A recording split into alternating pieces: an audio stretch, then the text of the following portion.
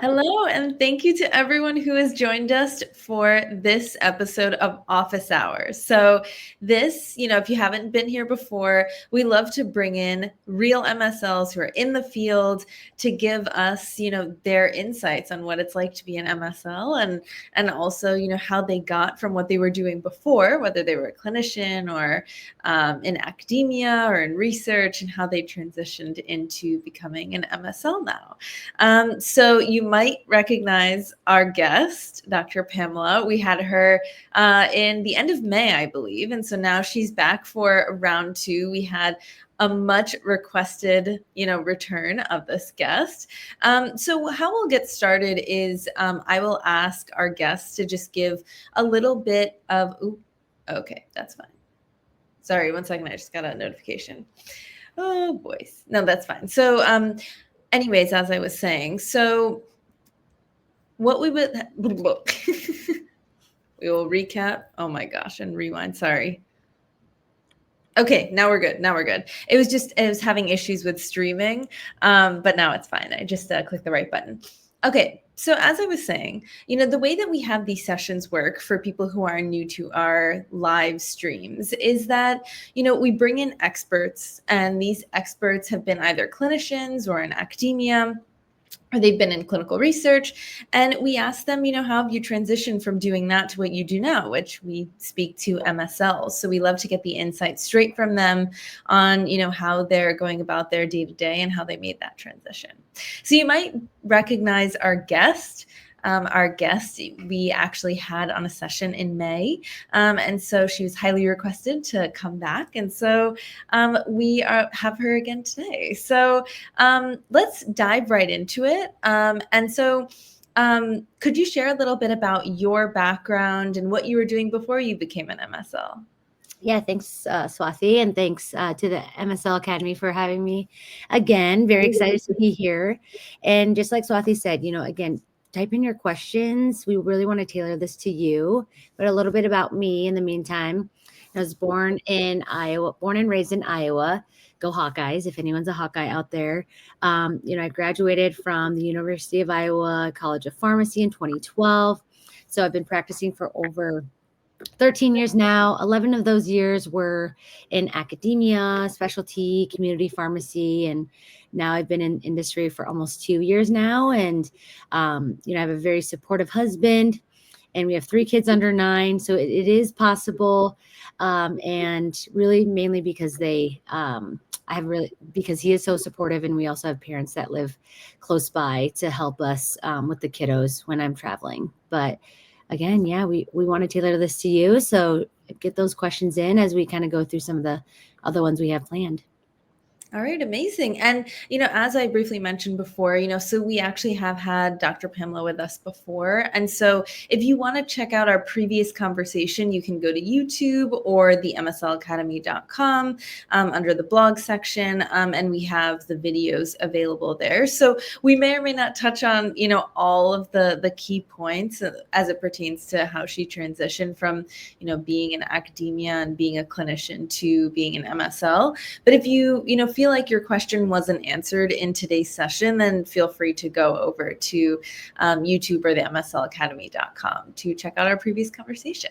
Okay, so based on what you just shared about, your home life versus your work life, I'd love to hear the, contentious word balance is thrown around all the time, but I would love to hear, how do you view balance in terms of, being an MSL, being successful at your job, and also having an awesome home life? Yeah, I think, I had a pretty balanced life prior to going into an MSL role. So I was a little bit nervous about how that was going to look after going into this new career. But it's actually been wonderful. I think they usually say, you're the CEO of your territory as an MSL. So you can really plan around the important events that your family might have, that your kids have with sports. So honestly, it kind of comes in waves. So I'm traveling a lot, maybe for a few weeks, and then I'll have 1 week break. But again, I can typically plan those around times that are important, big tournaments, I didn't miss any all-state baseball games.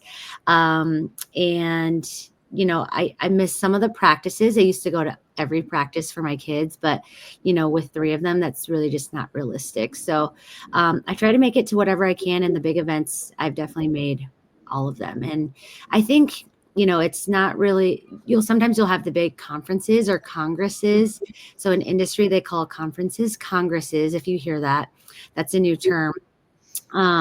But sometimes those happen twice a year, and those are the biggest congresses that you might be able to see your OLs at. So you really don't want to miss those. So, I think one year I had to miss, a my 8-year-old's football Super Bowl, and then I missed like the last day of state baseball. But again, all of that, with the great technology now, I got to see all that from video. So honestly, I didn't miss a thing. And, FaceTime is a great opportunity that we have now too, to stay connected.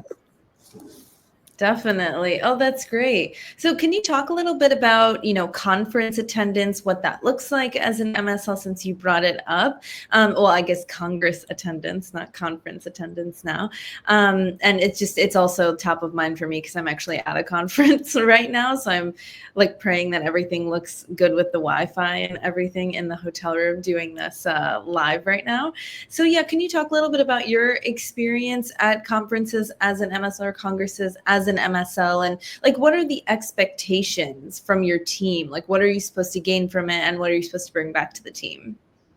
Yeah, and I think, the word, if people are confused, I think early on I looked up and I was like, why do people call these congresses? And I think the Congress thing comes from maybe ex-US, like international type definition. So they kind of stick with Congress, and it's like very, very large conferences, maybe with like tens of thousands of people is what they call a Congress. So if that helps with the definition, but really you're going to have your local, regional, and national and international congresses or conferences, and you'll kind of pick and choose what you want to go to in your territory, which is great. So sometimes you'll only get access to your OLs or opinion leaders at the conferences or congresses.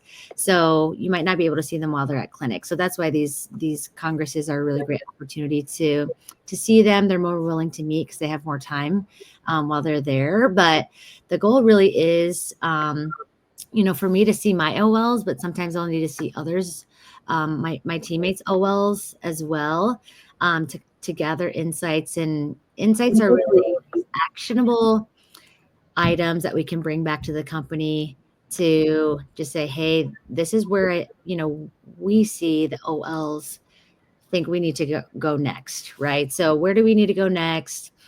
Do the OLs like this data? What do they need? Basically, our goal is to dig deeper and deeper to figure out, okay, where should we go in this therapeutic area? Or what else do we need to give to the providers to help them make these clinical decisions? So it could be executive encounters at congresses. So you meet with leadership and the OLs, or you could just meet them in the hallway for 5 minutes, or you could take them to dinner. And sometimes we host presentations at the conferences as well. That gives you an opportunity to interact with them at your specific, presentations. But you'll be there as medical, and then sometimes commercial side will be there also. So just navigating that piece as well. Yes, definitely. And one of the things I wanted to ask is, as you were acclimating to being an MSL for the first time, what are some of the things that you've learned along the way in terms of like having a productive KOL engagement or conversation? Yeah, I think you really just have to be, you don't want to data dump. I think that's probably one of the biggest mistakes that newer MSLs will make, or maybe, I think it's just, you're there to, do your best not to data dump.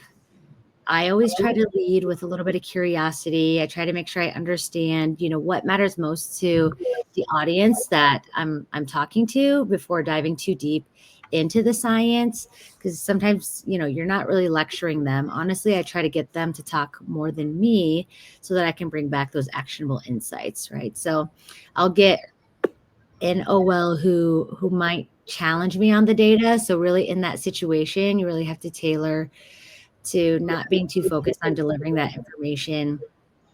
Get your listening ears on, dig deeper, understand the concerns, and then share the data that to kind of give them more support to address their concerns. But yeah, that's kind of how I approach a successful OL interaction, just tailoring it to the specific audience. Everybody has a different personality, so you have to learn a lot about emotional intelligence. Yes, definitely. I feel like the more kind of personal / professional development, podcasts or books or anything that I've been diving into the past few months, or let's say the past like year even, so many successful leaders talk about how like oftentimes some of the best conversations and most productive things that they've had happen to them or that they were a part of in their career. They were not the ones doing the most of the talking. They were in the room. They were maybe like propelling the conversation forward with good questions, but they were actually not the one doing the majority of the talking. So that really resonates. And I feel like that's something that I've like continuing to hear, and I'm trying to also, incorporate into my OL interactions.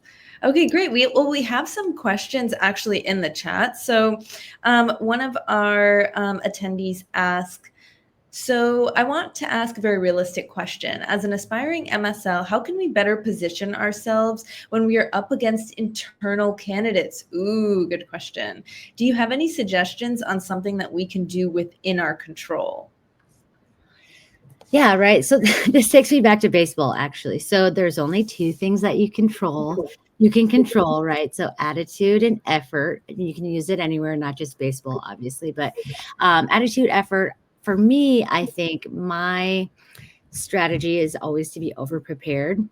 So if you're over prepared, I mean, you're prepared for mostly everything. You think about all the questions they might ask you, even the obscure ones. You're also going to feel more confident. Your anxiety is going to go down. So, honestly, I truly believe you can create your own success. Like people like make their own luck, right? People are like, oh, you're so lucky, but you create your own luck by taking, these small steps, small goals every day. And those little steps add up to something big, and it really reminds me of a book that my boss just gave me. It's called 212 Degrees. I don't know if anybody's read that book. I've heard of it. Honestly not really like a book, but it is the last book I read. Very short book, lots of pictures, outside of children's books, but it's a motivational book that illustrates how one extra degree of effort, like water boiling at 212 degrees versus just being really hot at 211 degrees, that can be the difference between good and great. And that could be the difference in you getting your very first role. So really just kind of diving deep, keep doing these informational interviews and, the office hours, learning more about it, so that you're over prepared for each interview that you have. Yeah, what I would add to that is, if they've already slated someone internally for the role, then you shouldn't view that, in my opinion, as a loss, because they've already kind of decided that they were going to go with that person. So it's not that you were beat out by that internal person. They've already selected the person, right? It's more of, okay, so if they've already selected someone for that internal position, there are other positions out there, and there are so many companies consistently recruiting for new MSLs, and not even just thinking about the massive companies out there, for the Fortune 500 companies, thinking about also, and I think a lot of people don't consider this for maybe one of their first MSL roles or the first role to like break into the industry, is what about small to medium sized biotech companies? Because there could be really great opportunities there. And, you might not have the initial like BMS or insert, large name company here for your first role. However, that is something to consider when you're searching for roles, especially if you have a specific therapeutic area of expertise. Like if you are, let's say, a pharmacist who did a residency in oncology, or you're in the community pharmacy and you see so many patients on diabetes medications, and you want to tailor your resume and application materials to diabetes positions or endocrinology based or metabolic specific positions.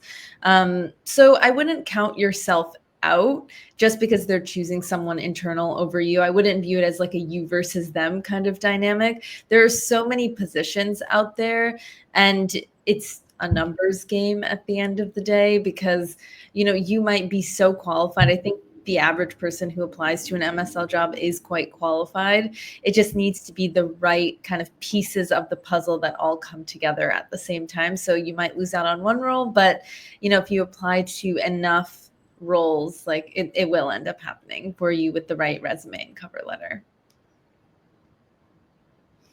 Okay, amazing. So we have another question in the chat. Thank you to everyone who's putting questions in the chat. If you're listening and you have a question as well, please feel free to add it to our list here.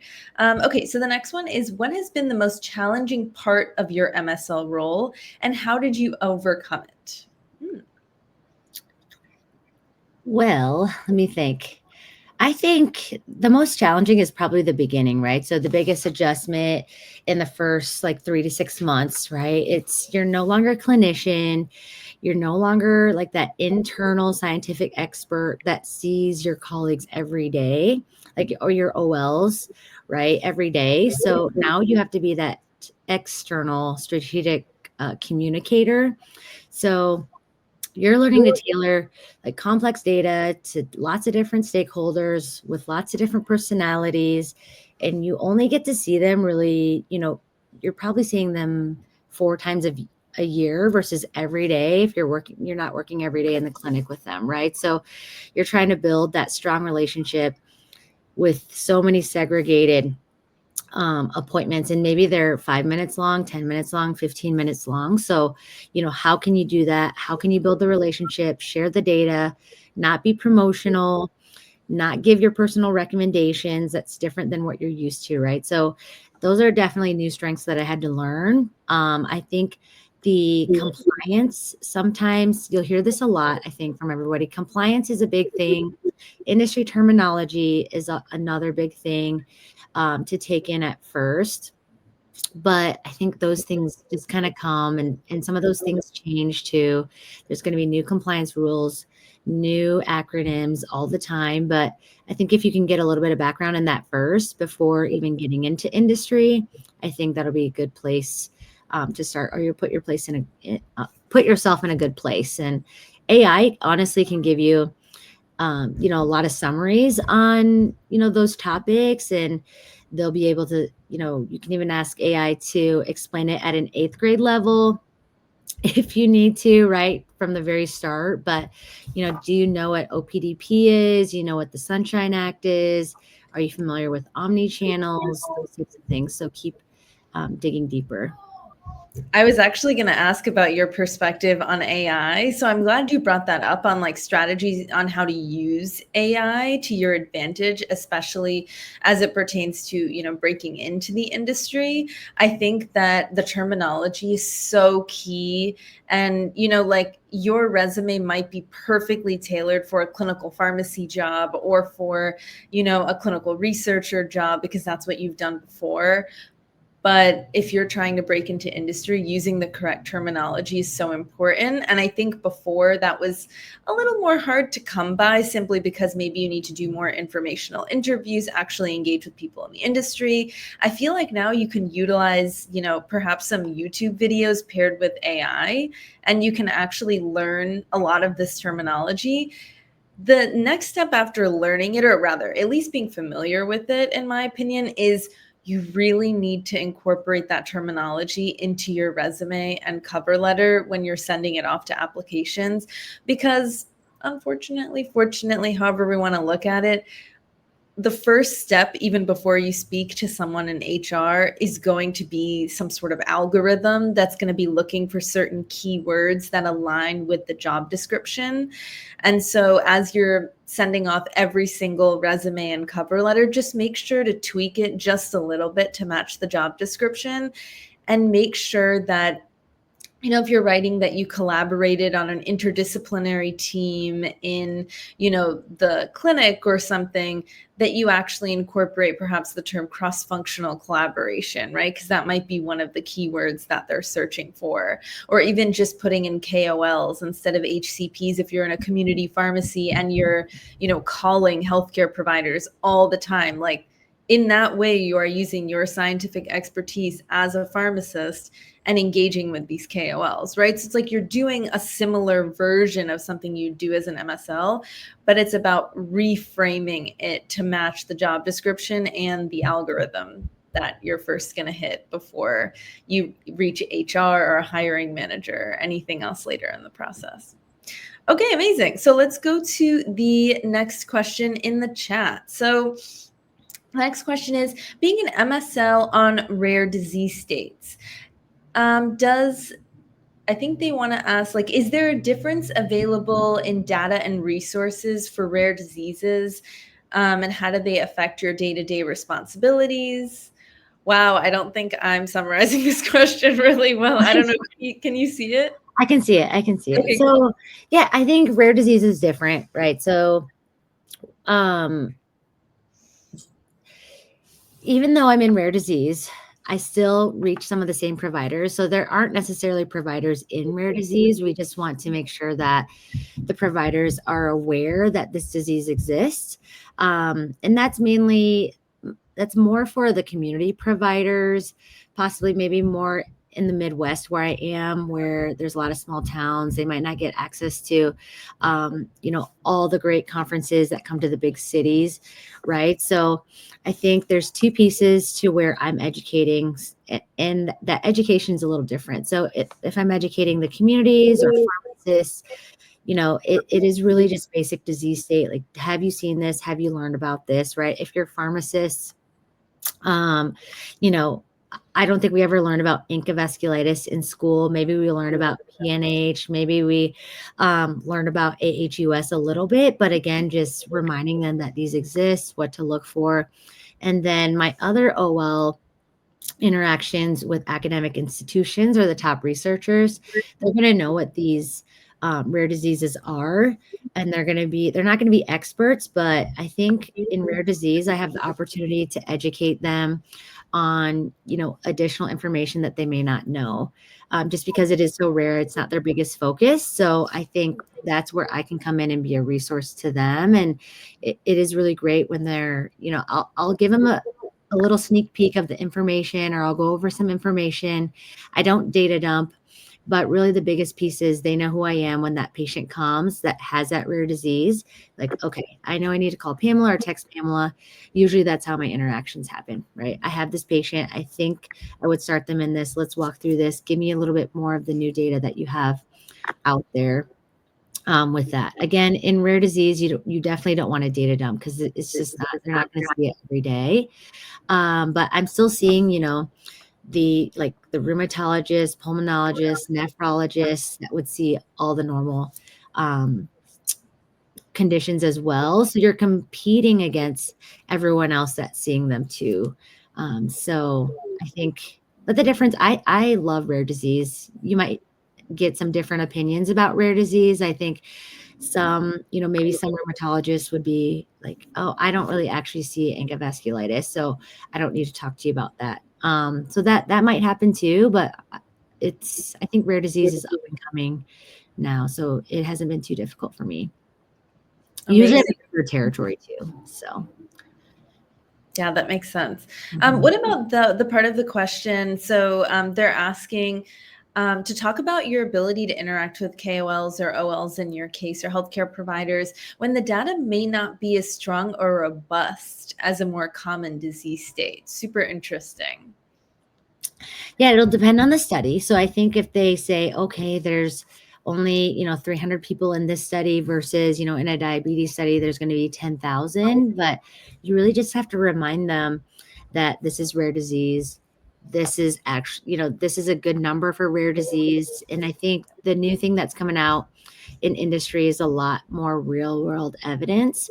So these, looking at real world patients, case studies, to support some of that additional data in rare disease. So I think I don't see it as a challenge at all in the rare disease sector. Okay, great. So the next question. MSLs often describe their scientific role as being CEO of their territory. Oh my gosh, that's what you said earlier. I don't know if this person was there when you said that, but that's same wavelength. Could you please share your tailored approach to being the CEO of your territory and how this translates to meeting or exceeding standardized or qualitative metrics in your role? I'm glad they're asking that because I also was going to ask about metrics. So this actually goes along with something I wanted to ask. Yeah, and the metrics are tough. It's talked about a lot. As an MSL, you're typically measured on the number of scientific engagements you have, how many insights you collect, and how much are you in your territory, right? So I'll track the numbers. I'll track my progress weekly using our platform. But honestly, I'm thankful to have leaders that really focus on the quality of interaction. So, again, you want to meet the goal, right? So being the CEO of your territory really means like you start, and I think this is a strength that you can build. So if you don't already travel now and you get a larger territory, right? Do you know like all the biggest institutions, all the community institutions, and how you would lay those out and travel to them to, really maximize your time in those areas, right? You don't want to go to, like, for my territory, right? I wouldn't want to go to Omaha one day, come back home, and then go back to like Sioux Falls, right? They're pretty close together. So trying to arrange those appointments together if possible, but really being the CEO of your territory, I mean, you can plan around, family events if you need to. And, you get to choose which regional or local congresses are the most beneficial for you to go to. And I think they really trust the MSL to say, hey, I don't think I need to go to this next year. Or if someone else takes over your territory, or I think, we need to send 2 MSLs to this Congress next time, right? Or so that's really what it means. They really trust you to know the territory and who we need to send every year, and do we need to send anybody to that next year once you kind of map that territory out. So it sounds like, in short, is like being really organized and strategic with how you're going to spend your time. And I think some of that just comes from experience and understanding like who are the key opinion leaders in your territory, who and how often should I be seeing them, what sort of insights am I going to bring back, and really trying to capitalize on quality. Absolutely. Okay, amazing. What's a common misconception about the MSL role that can potentially limit collaboration with OLs? Let's see. Misconception. I think sometimes people do think that they're not sure the difference between an MSL and a sales rep if they haven't worked with them in the past. Honestly, I think the biggest issue is just there's so many MSLs, so many sales reps, so many, thought leader liaisons and other members of medical affairs and commercial and marketing team that are trying to reach out to these individual OLs. And what limits the collaboration is just their limited time, right? They can't meet with all of us. So, really what we try to do is try to bring everybody together, all the MSLs that would reach, the rheumatologists, or all the MSLs that would reach the nephrologist. We try to do all those meetings as like it's the, one Amgen type mentality where we try to do it together to save those stakeholders their time, right? It's not really about our visits. Like, they don't have to be long either. I think some people think they have to be an hour long, but honestly, sometimes the most valuable insights can come from a 15-minute conversation. And those take time to build too, right? You might not get that right away. So I think MSLs, it's more MSLs have to be a little bit patient with the OLs as you try to build that relationship. If you can imagine all the additional people that are trying to reach out to them. So if they give you time, it should be valued. Yeah, completely agree. All right, next these questions are amazing, so keep them coming. Like every single one is good. So good. Okay, so the next one is, what does career growth usually look like for MSLs? Do most people stick with the same area? So I think they mean like therapeutic area, or do they move into leadership, or do they try something different like medical affairs or clinical roles? Yeah, I think this depends on the person. It depends where you want to be. Some people, right now for me, I'm at the point where I really love being an MSL. And, I think my next, step up is senior MSL and then maybe like principal MSL or something like that. But doing similar roles or the same role, I like being in the field. I've managed people previously. I don't know if I really want to go back into people management. I think I see a lot of leadership in a lot of Zoom meetings or a lot of Teams meetings, and they still go out in the field too. So I'd have to take a look at that after a while. I'm just getting started, so probably just stay as MSL for this. I think staying in the same area makes it a lot easier, because if I already know the providers in these specific therapeutic areas, then you already have those connections. But if you switch areas, that's totally fine. You just have to start building those relationships again. And maybe you have those relationships from previous too, right? So it's just a little bit harder to start over.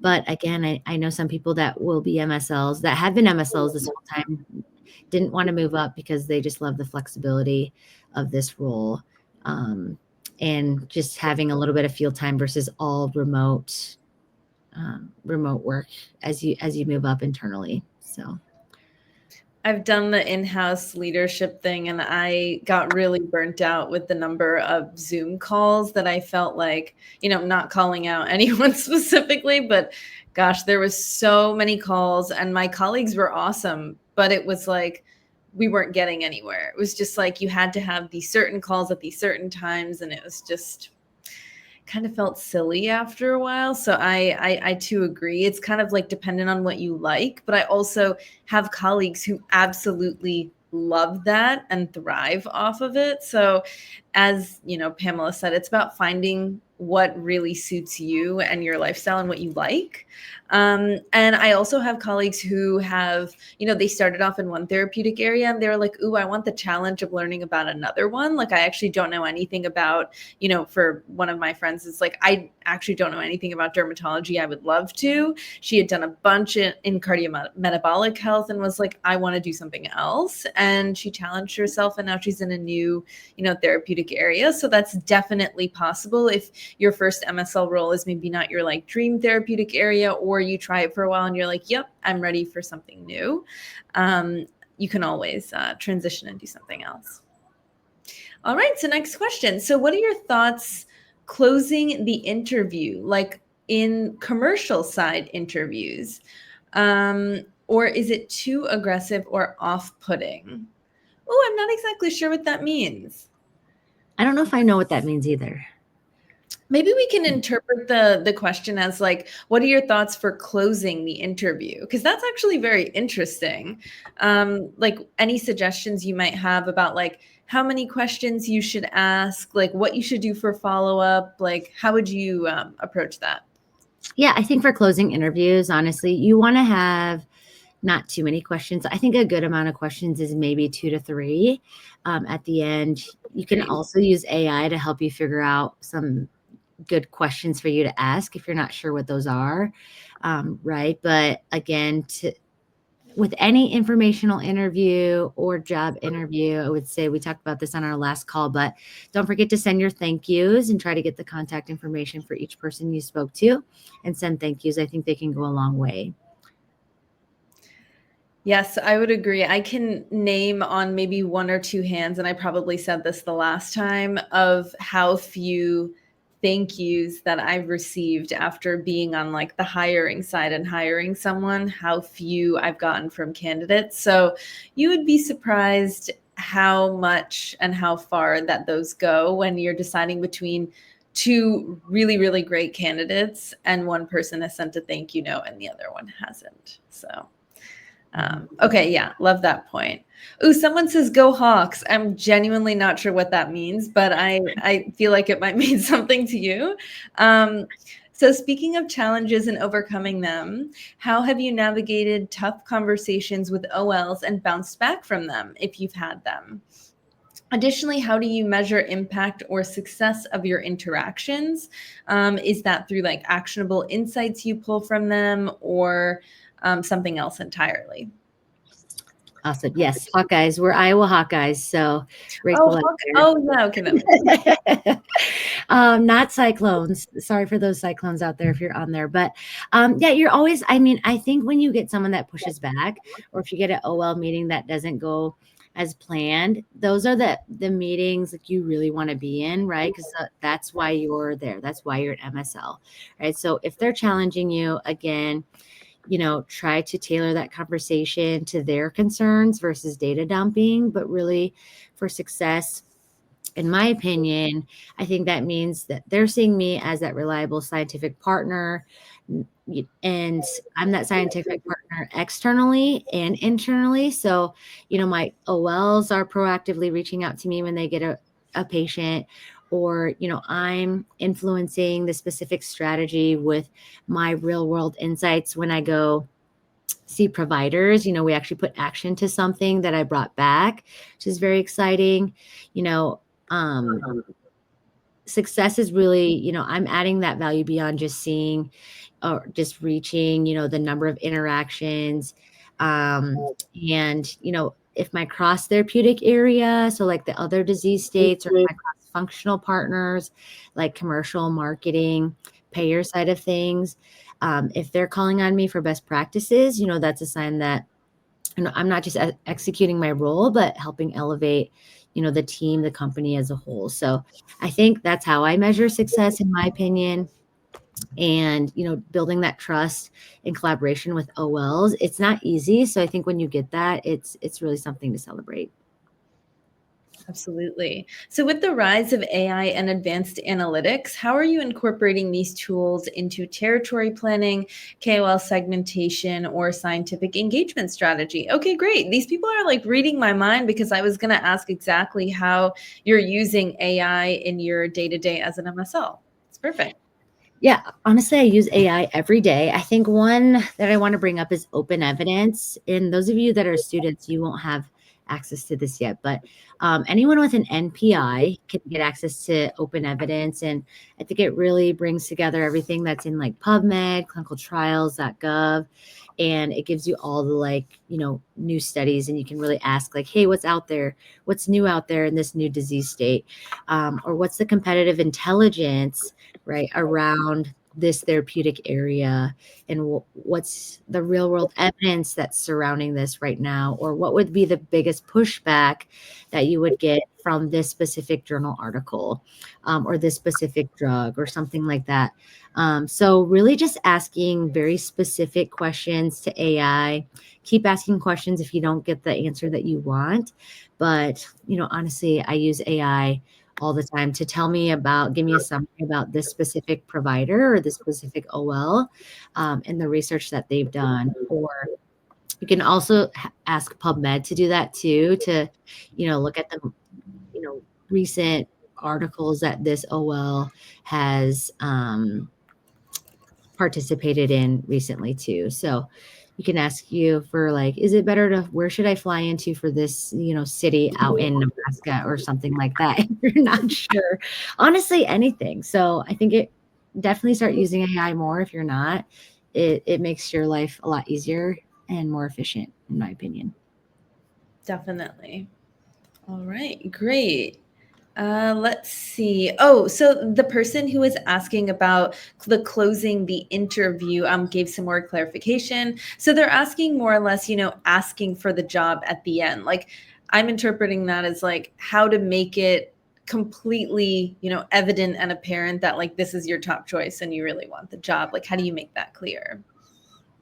I think you just tell them, honestly. I think you just tell them And I think you can make it more, you can say it, but you have to say it in basically all of your answers to their interview questions. They have to see the passion in the therapeutic area. They have to see the passion for patients. They have to see that you know the territory, right? Like, you want the job, but the bigger thing you really need to do is to show them that you're going to be prepared for the job, as well. So I think, yeah, you can definitely tell them it's your top choice. But you also have to show them with some of those outcomes related things in your CV and interview answers. Definitely. And, thinking about your role now, Pamela, how do you define success as an MSL? Yeah, I mean, honestly, I think it's, everybody's seeing me as that, scientific partner internally, externally, like I mentioned previously, if they're calling me or they're texting me, I feel like they're pretty comfortable with me, or they trust my knowledge and expertise. So I think that's how I define the success. It's not really on the metrics that they put out, although, type A pharmacists, we really want to meet the metrics. So I meet the metrics, every month. But it really is more like the relationships that I'm building, which is really why I like the MSL role.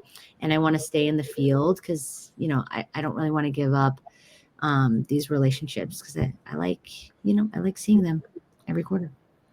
Absolutely. And, you mentioned EQ earlier, emotional intelligence, like the importance of, when you're engaging with a KOL or an OL, it's just as important to, talk about the science as it is to ask about, their dog's recent, surgery or their kid's recent baseball game. So it's all about building the relationship at the end of the day.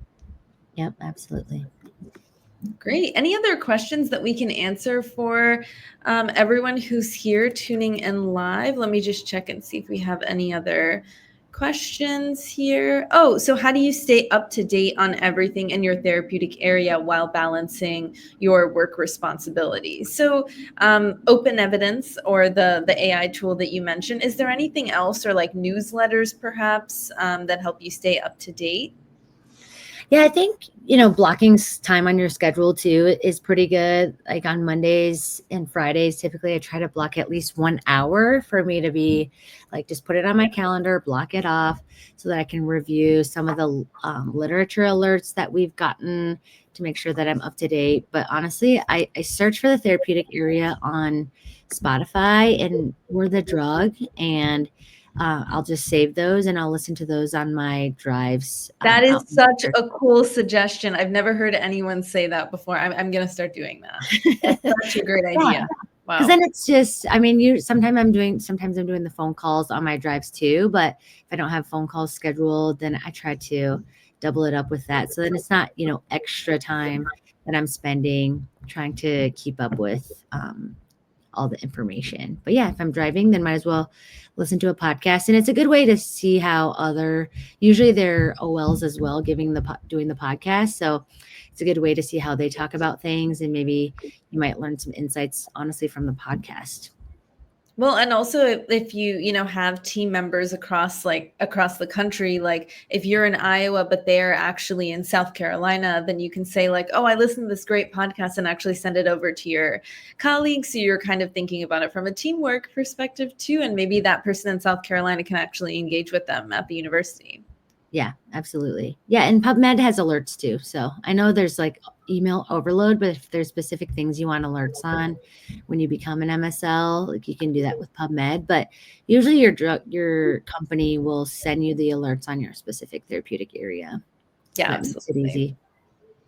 All right. So next question, what's your best advice for building a meaningful relationship with a KOL who's hard to engage with?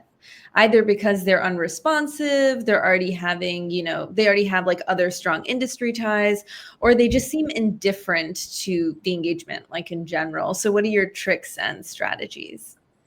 Yeah, and I would say, don't make an assumption that they don't want to talk to you either. They're just all really busy, right? And Likely I think not. Yeah. they just want, I mean, I just want to reiterate, it really is a marathon. It's not a sprint at all. You're going to have to see them a couple of times. And just remember, how many other people are trying to reach out to them, right? Like how many other people are reaching out to them from my company? And then how many other people are reaching out to them from the many other companies that are around, right? So, I think it just takes time. I started to see all my work, all my emails, all my little chats with them kind of, it all came together maybe 8 to 12 months, depending on, how often I saw them. But again, now being a year and a half into Amgen, I think it's just going to keep getting better because you're going to see them more. They're going to recognize you. And it's just hard to remember and talk to everybody that wants to talk to them. So, and if you make the relationship fun or remember something fun about them, if you can get to that point, or if you see some pictures in their room, like with baseball or sports teams or something, if you go to their office, trying to remember some of those things, if they mention, and then they'll be like, okay, this person actually cares. They're not just trying to get that interaction. And yeah, they truly want to hear what I want to say. So Exactly. It's all about, like having the KOL or the OL feel special, because at the end of the day, everyone just wants to feel special, right? So how can you, facilitate them feeling special? Okay, great. Oh, this is the second question that's come in, talking about territory mapping. So everyone's super interested in that. So could you please describe the territory mapping process? In rare diseases, does that involve multiple specialties? And how do you prioritize the OL list? Ooh, cool. Mm-hmm. So territory mapping is probably one of the hardest things going into an MSL role if you haven't already managed a territory in the past, right? So typically the company will give you an OL list. So that's how you can prioritize your OL list, right? So after you get through your priority OL list, then you can kind of decide who you need to see outside of that. But honestly, it's really who in rare disease who treats this, who's going to prescribe it, right? And it's not that we're looking at prescription numbers, but who is going to make the decision to prescribe the medication. That's who we need to educate, right, on making their clinical decisions, to use this in their patients or to not use it in their patients, right? So right now I have 3 specialties that I'm covering. Honestly, one major one, and then I'm covering a biosimilar as well, reactively. And biosimilars, usually insurance decides what biosimilar people are going to use. So there's not a lot behind that. It's only, mostly reactive questions on biosimilars. So most of our rare disease MSLs cover one disease at this point. But there are companies that have whole portfolios as well, where you're going to cover, more than one thing. But for territory mapping, again, you just kind of have to know the territory, right? Where are you going to fly? Are you going to fly there? Are you going to drive there? Do you need to take a connection? Like, is it a direct flight? How many do I need to stay overnight? Right. How many meetings can I plan? Or really, like, can I plan a breakfast, lunch, and dinner at the same time to maximize this? Or can I just plan meetings? You don't have to have meals with them, of course. And, that's another thing too, like knowing like the Sunshine Act and all that. Like there's certain states, especially so Minnesota in my territory, those providers have very restricted meal like allowances. So we really do no meals for any providers in Minnesota. So sometimes, they're aware of that. So we honestly do a lot of virtual too. If something's going to take me like 8 hours to get to drive, or it's a connection flight that takes all day, is it possible that this OL will meet with me virtually? Those types of things. So you have to kind of be like good at business too. You don't want to cost the company a ton of money while you're running around in your territory, right? So they're definitely going to look at that too. So those are some things to think about. That was kind of all over the place, but no, that's great. Yeah. I mean, it's all like a balancing act of trying to figure out, how to best utilize the, department resources while getting the best insights you can. And for, certain OLs or certain insights, it's totally worth spending the extra money. And maybe for others, it's not. And that's something that you'll learn as you go along. Yeah. Yeah. And then, the other part is if I'm not going to see them, or if I'm going to see them at the conference, do I need to fly out there to see them now as well? So it just depends on the timing and how often you want to see them. Amazing. Another person reading my mind on the next question I was going to ask you. So what wow, Swathi, what mindset shift do you think is most essential for someone transitioning from their current role, whether it's, in clinical or academia, into the MSL role? I think the mindset shift is, again, we're all going to be scientific experts. Typically, you're an internal scientific expert, right? But now it's going to be external typically now, right? External with OLs. You're not going to see them as often. So building that relationship is harder. So you're more of and you're not giving your own personal recommendations. You're sharing the data. So it's more like of a strategy role. You're a strategic communicator. I think that's the big shift. And, I think the other shift is really thinking, nothing is really a fire drill in industry typically, but sometimes that happens in clinical practice. There's a lot of fire drills, but that's a good shift. I think that nothing is really a fire drill in industry. Sometimes there will be. So I don't want to say never say never for anything, but typically it's not as urgent. But it's more like within 24 hours versus within the next 30 minutes or something. Right, exactly. And, what is one of the most, maybe one or two most rewarding things that you've experienced so far in your, tenure of being an MSL? I think the most rewarding thing is really just being able to work with colleagues in different therapeutic areas. It really is. You don't realize how difficult it is. Like even for me to manage this one specific therapeutic area, it's so much information. So then when we can collaborate to work together and bring, maybe 4 MSLs to one meeting and provide this OL, with information on this, and this, and we can do it clearly and concisely. And they appreciate that we try to, collaborate together to do that, to save their time. I think just a lot of the thank yous, and they're just like, oh, I didn't know that.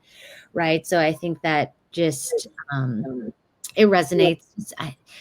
Sometimes you don't know if you're making an impact, but they'll tell you the patient stories too, that come in, or they'll be like, this patient, thank you so much for this information. I don't even know if this patient would be, alive without this. Those types of stories are amazing. But honestly, just to have, my colleagues ask me for some best practices too, just shifting to a new thing, you don't know if you're going to be good at it or not, but I think I'm starting to feel like, okay, people are asking me things, so I feel like they trust me, which is great. So that it's been really rewarding to shift and be recognized as that, trusted scientific partner internally and externally. Amazing. All right. So we have a few remaining moments here. I think we have time for one more question if someone wants to put something in the chat quickly. But excuse me, just wanted to thank you so much for your insights and for your time, Pamela. It was incredible to have you on again. If people are interested in checking out our previous session, we have our previous one that's on YouTube. So if you just go to the MSL Academy's YouTube page, you can not only check out, the previous conversation that we had with Pamela, but also other experts and MSLs that we've had on. We've also translated a lot of these conversations into a podcast called the MSL Insider. So if you're on the go and you don't want to have your YouTube app open, then we have this information also in audio format. And you can access that through Spotify. So you can check that out there. If you want more resources, we at the MSL Academy, so we have services and programs, but if you're looking for free stuff, we have our blog, which has a bunch of really great written information. It's either written by myself or one of the other MSL coaches that we have on staff. So yeah, feel free to stay in touch with either of us. If you haven't added us on LinkedIn yet, definitely do that, because we're always posting and always trying to share insights, because we know how complex it is to break into the industry. Also, I just realized how dark my light is looking over here. So it kind of looks like I'm floating in the darkness, which I kind of am, not gonna lie. Because I was relying on the natural light, and the natural light is kind of gone. So that might have been a funny transition. But anyways, thank you to everyone who came live. This was an awesome session. Really great questions. If you're looking to break into the industry, I feel like just judging based off the questions, you all are really headed in the right direction, because these were amazing. Well, yeah, we'll have the recording on YouTube for those asking. We'll have the recording up on YouTube and on the MSL Academy's website. So you can check it out there, as well as a bunch of other discussions that we had with other people. All right. Any final words? For me, I would just say, I think the biggest thing is really just to be over prepared. So every day, try to do something little, have an informational interview, listen to a 15-minute podcast or half of a podcast, right? All those little things will add up. So I think everyone is prepared to get there, and you will eventually. So just keep reaching out if you have more specific questions. Definitely. Alrighty. Well, until next time, we have another office hours coming up in 4 weeks. So we'll have another one coming up. And yeah, do not hesitate to reach out if you have any questions for either of us. Alrighty. Until next time. Thank you. Have a good night, everyone. Thanks, everyone. Thanks, Swathi. Bye.